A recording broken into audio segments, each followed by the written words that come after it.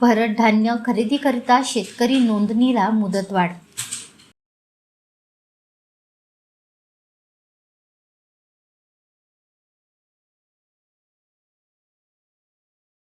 पणन हंगाम 2025-2026 खरीपमधील शासकीय आधारभूत किंमत खरेदी योजनेअंतर्गत धान भरड धान्य खरेदीकरिता शेतकऱ्याला नोंदणीला यापूर्वी 15 डिसेंबरपर्यंत मुदत देण्यात आली होती।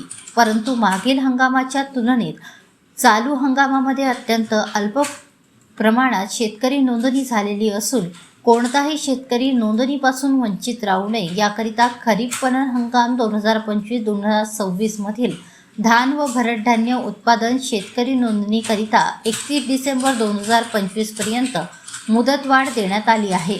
तरी धान व भरड धान्य उत्पादक शेतकऱ्यांनी आपल्या नजीकच्या खरेदी केंद्रावर जाऊन मुदतीत ऑनलाईन नोंदणी करावी असे जिल्हा मार्केटिंग अधिकारी VS तिवाडे यांनी कळवले आहे।